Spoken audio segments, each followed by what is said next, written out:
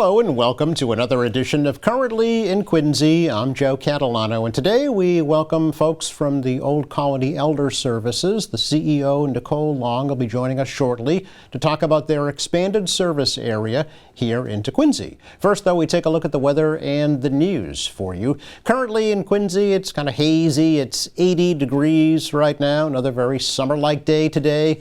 Kind of muggy. We have some western wildfire smoke in the air today as well. Chance for a pop-up storm this afternoon at a high about 89 degrees. Another muggy night tonight. Lows drop off into the lower 70s. A gradual cool down as the week goes on. It's going to take a while though. Pretty hot tomorrow with a chance of a storm, upper 80s, mid 80s with sun and clouds on Wednesday, and a little unsettled on Thursday with some afternoon showers and storms. A little drier later in the day on Thursday with highs in the mid 80s. Friday and right now the upcoming weekend look fantastic. But again, hazy at 80 in Quincy right now. Checking out the news for you today. The Quincy City Clerk's office is busy preparing for the September 1st state primary election. City Clerk Nicole says over 5,000 Quincy voters have already requested a mail-in ballot. She's anticipating a 20 to 25% voter turnout. Crispo also says it'll be much easier for people who don't speak English to vote in person this year due to some new technology. They have 88 different languages. You can talk right into the poll pad and it'll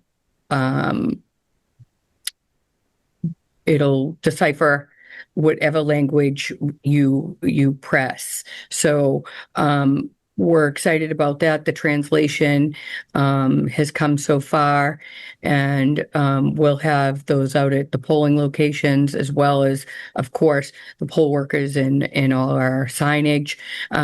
Another initiative we're doing is with the signage, trying to get more signs at polling locations, letting people know, direct them into where to vote.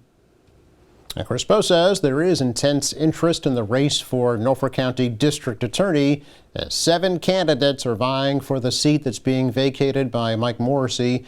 In addition, incumbent 8th District Congressman Stephen Lynch is facing a challenge from Patrick Roth, and Governor's counselor Chris Iannella is being challenged by Ron Iacobucci of Quincy.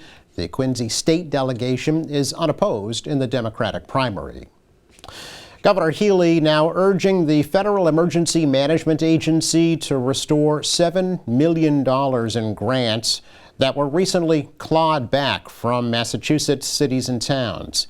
Here in Quincy, State Representative Jackie Chan says FEMA pulled back over $500,000 that was earmarked for critical seawall repairs. The project is the Manat Avenue to Nut Island seawall project, which is over $500,000. So this was committed money from a prior administration that was committed to the city of Quincy, of which the Trump administration just decided not to pay for it. So I'm aware there's a lot of folks out there that are probably blaming Democrats for this cut because that's just easy to do. But as like I say, we don't control the White House, and the person who does has decided to take $500,000 of over $500,000 of previously committed. This was not just an application for Manat to Nut Island seawall repairs caused by storms in the past. Chan says the funds have already been spent because those repairs were necessary, meaning the cost will fall onto the city if the grants are not restored. Construction of the new Squantum Elementary School here in Quincy is on schedule. In the latest update, the project managers say interior framing continues, along with the installation of all of the major systems and utilities. Drywall installation is expected to begin later this month, and an elevator will be installed in early September. Hardscape improvements will also be made all along Mayflower Road, and children continue to have access to the playground behind the school throughout the summer. The new school is being built onto the original 1919 portion of the school, which will also be renovated. Officials say the new school is still on schedule to open in the fall of next year. Soon, youngsters in Quincy Point will have a new ropes and ladder obstacle course to enjoy. City's in the process of creating the new course on a vacant piece of land right behind Mound Street Beach near the Four River Clubhouse. Mayor Thomas Koch says the course will help to replace a ropes course that used to be offered by the Norfolk County Sheriff's Office in Braintree. Yeah, that's something that Commissioner Murphy and his department's been working on for a while. The Sheriff's Department used to have one that's now inactive, as I understand it. And it comes in real handy for part of a leadership program for our young people. And Matt Lowe, who works for us, he's part school, part recreation, heads up a number of leadership programs. And this will be one of the key ones, particularly for middle schoolers. It's really a big deal for a kid to go through this. And I know it was very successful for many years, but we felt it was time, in the absence of that one, that we're going to do our own. And we had the funding for it, and hopefully within a couple of weeks we'll be able to start using it. Koch says the parking for that new course will be available at the Four River Clubhouse, and that youngsters can even use the clubhouse during inclement weather. Funding for this new course is being provided in part by the Community Preservation Accounts. Arc of the South Shore in Weymouth recently launched its Lego Social Builders program for people with autism. This new program encourages creativity, confidence, and social connection, and uses an app to scan loose Legos and suggest some new building ideas.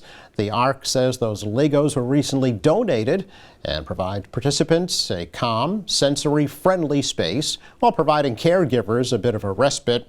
ARC of the South Shore is celebrating its 75th year this year. It's our check of news for you today. Coming up, Old Colony Elder Services of Brockton is expanding its service area here to Quincy. We'll learn all about that next.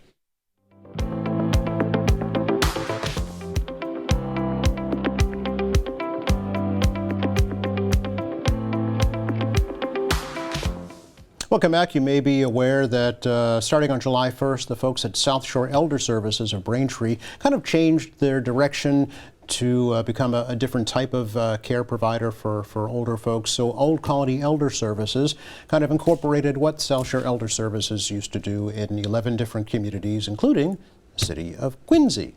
And CEO Nicole Long from Old Colony Elder Services is here to tell us what that means. Great to meet you. First of all, Nicole, thanks for coming. Thank you for having me. Yeah, it's our pleasure. As I mentioned, things changed for South Shore Elder Services, right? They became an area agency on aging. Correct. Instead of an aging services access point. Yes. Okay. Correct. So a little different mission for them. Means a little different mission for Old Colony Elder Services as well, right? Yeah, so OCES, or Old Colony Elder Services, our mission is to support the dignity and independence of older adults, individuals with disabilities, and caregivers. And that's been our mission since 1974.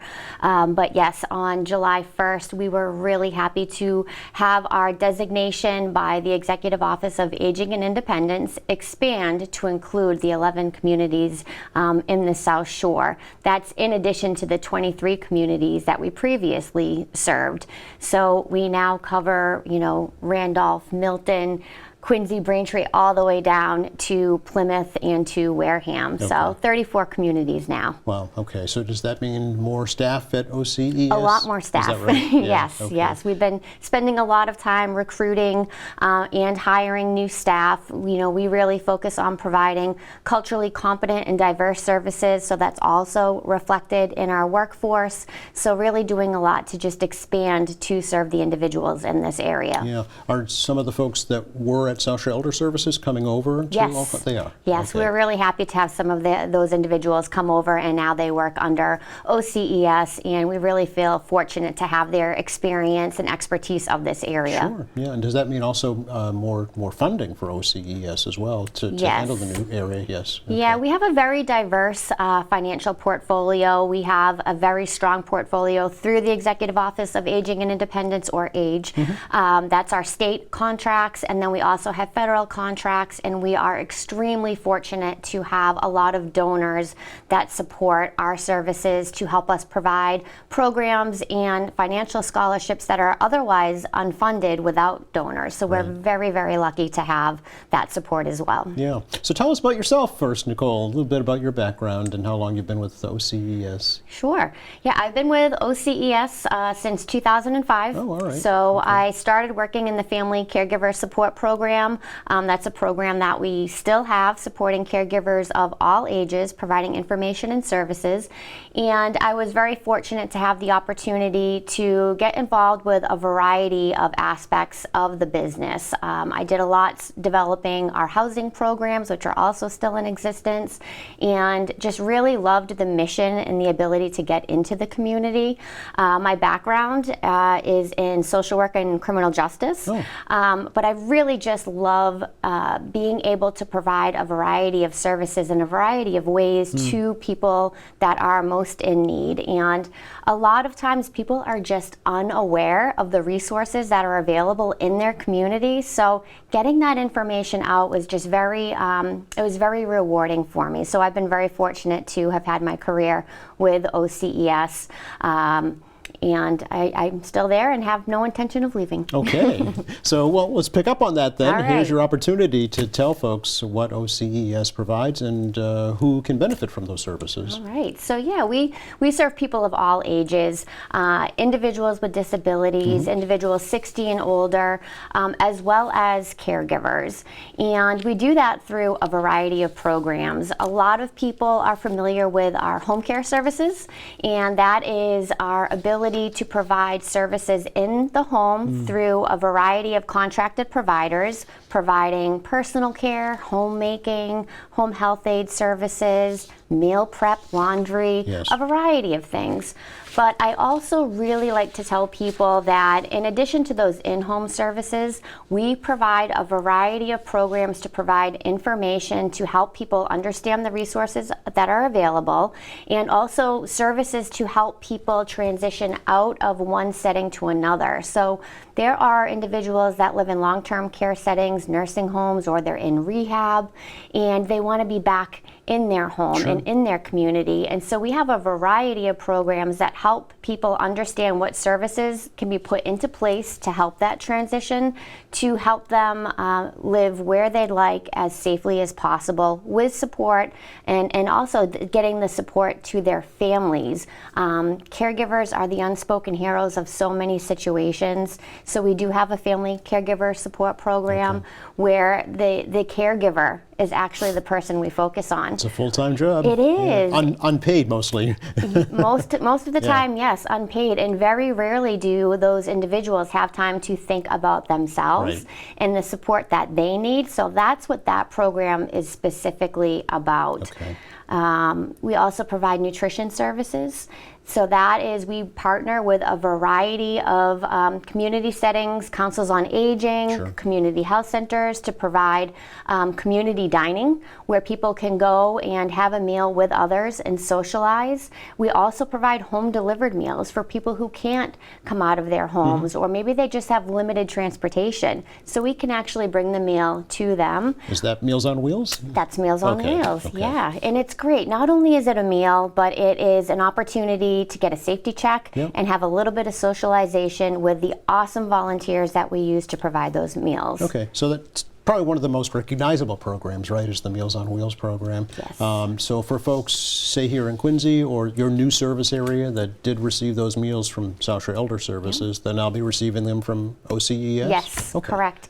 Yeah, for individuals that were getting services prior to our expansion, those individuals still have those same services, the same service packages, the same providers. It's just under OCES, and hopefully they've had that information. We spent a lot of time with written materials being mailed out, but we really worked hard to prevent any service disruption. That was a big concern and goal of this transition. I guess the only difference might be the person they're dealing with, right, on an individual basis. Yes. Okay. Yep. And sometimes the care manager that they previously had did come over. Oh, all right. So, Okay. but yes, in a lot of instances, we did have to reorganize caseloads Sure. and things of that nature to handle the increased number of people that we serve. Yeah, oh, absolutely, sure. Going forward, do you anticipate needing more service providers?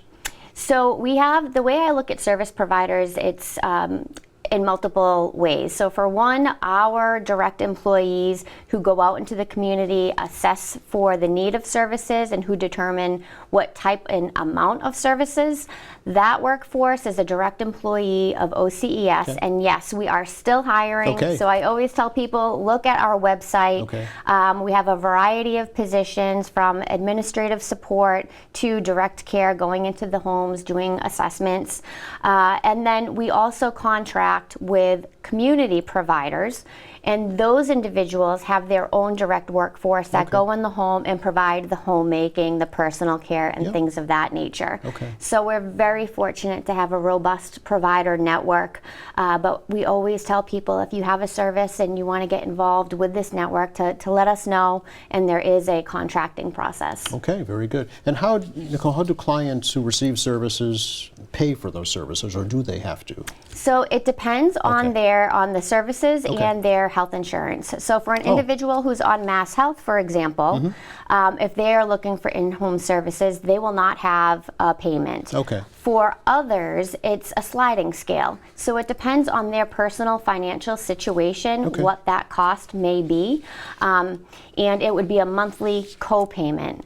But I always tell people, don't stress about that. Yeah. You're better off calling and letting us know what your needs are. Right. If somebody's going through a financial hardship, we will work with them. The Okay. goal is to keep people in their home. We want to prevent their situation from worsening.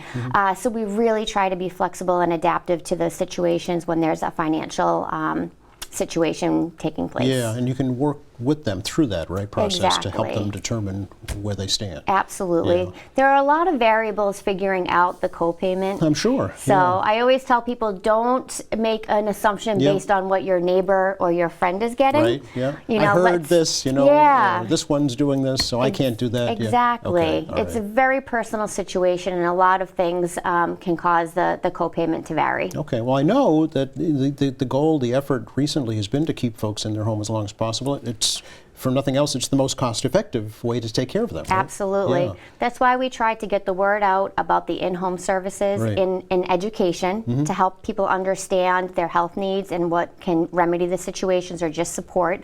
But that's also why we have a variety of programs, as I said earlier, to help people transition out of facilities. And I think that that's not a program that not everybody is aware Yeah. of. So if you have a loved one that's been in a nursing home and they don't want to be there, give us a call. We might have resources that can help get them out. Okay, well, we're putting your phone number, your website up as well. We're also putting up the Elder Abuse Hotline, Nicole. So can you tell me about that? Absolutely. Yeah.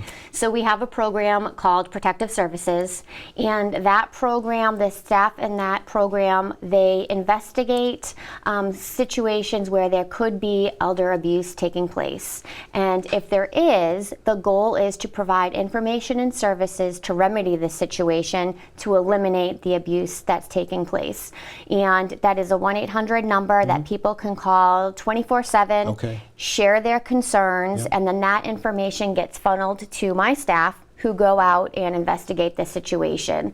And elder abuse can take many forms. Yes, it can be physical, sexual, mental, emotional, but it also can be neglect, self-neglect, and caregiver neglect. And a lot of times those situations, it's happening because people don't realize what services and supports can help them. Sure. So they're falling into an unsafe situation that we might be able to help out with. So we always say, if you see something, say something. Okay.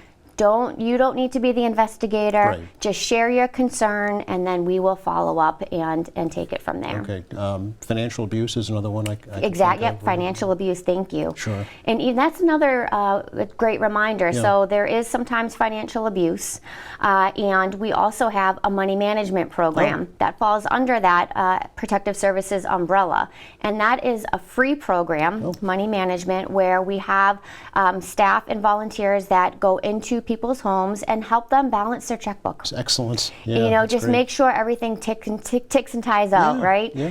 And a lot of times we're helping people that didn't have to be responsible for that task, earlier in life. Certainly. Sometimes the spouse that took care of the bills has passed away. Happens often. Yeah. Very often. Yeah. So we have that free program to help remedy that as well. That's great. Now, when you're talking about abuse, are you talking in a private home or in a nursing home setting or both? In a private home. Private home, okay. Yes, yeah. If there's a situation that is taking place in a nursing home setting, we would then work with the local ombudsman. Yes, yep. And South Shore Area Agency on Aging. They have that program, and so they would assist with that report and get somebody over there to help remedy that situation as well. Good to know.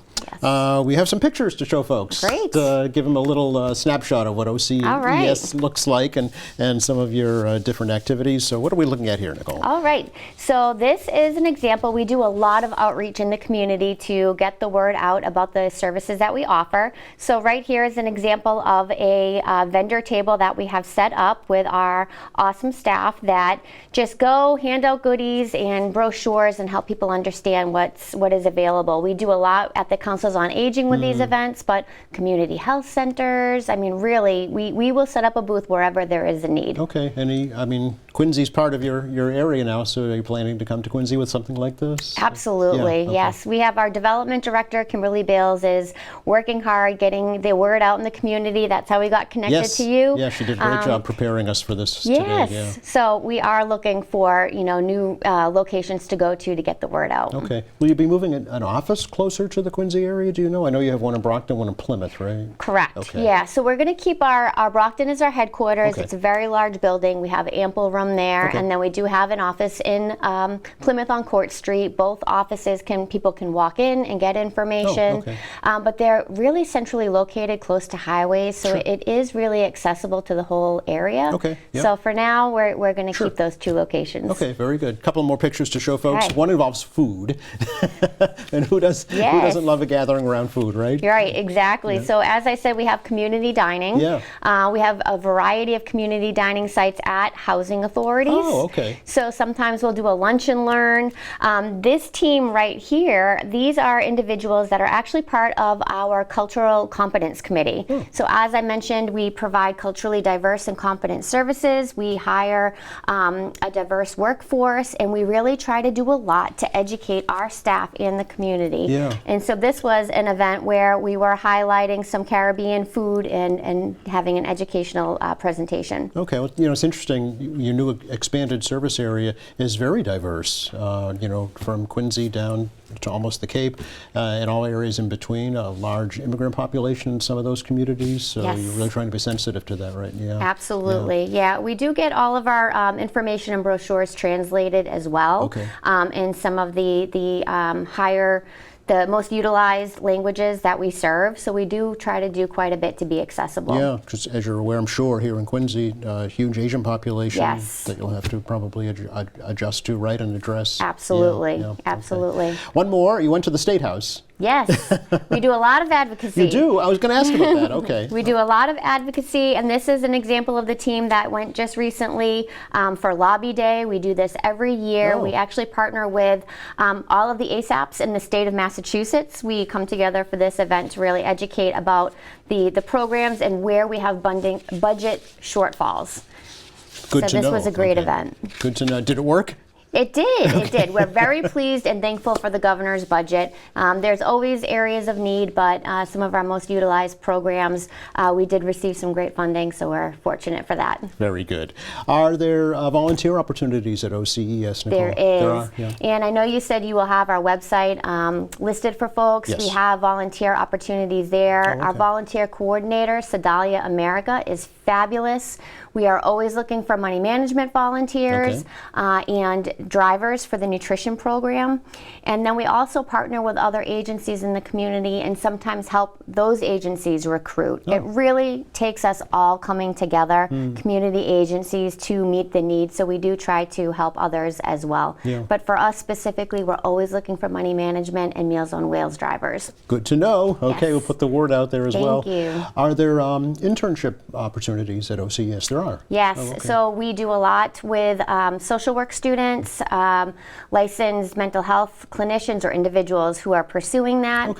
We work with a variety of colleges and universities like Bridgewater State. We have worked with Boston, the schools in Boston, with social work. So a lot of our programs are focused on the helping professions, clinical services. We have a mental health, behavioral health program. So we do a lot with the social work departments and offer a variety of internship opportunities. So if there's a student watching this show, they can contact Dina Andrade at OCES to learn more about that. So we have some great internship opportunities. Fantastic. We're really pleased to have you here today, and we hope you'll come back frequently and keep us updated on how your new service coverage area is going. Yes, thank you. I'd love that. Great. Thanks again. All right, take care. Just enough time to check the forecast for you for the rest of the day today. Very summer-like day, hazy, warm, muggy, some wildfire smoke in the air as well. Up around 90 degrees this afternoon, slight chance for a shower. Another uncomfortable night tonight, and a slow cool down, and I do mean gradual. Tomorrow still pretty hot, only in the upper 80s. Mid-80s on Wednesday, transition day on Thursday with some showers and storms. Friday looks much nicer, so hold off until then. Thanks again to Nicole Long for joining us from OCES. Thank you. Thanks to our crew. Thank you for watching Friday here on the show. Al Bean is coming back from the Quincy Quarry and Granite Workers Museum to share a fun update with us. Meantime, you can check our website anytime, qatv.org. You'll find all of our latest programs. There's news and information, video on demand, live streaming, and much more. For all of us here at QATV, I'm Joe Catalano. Have a great week.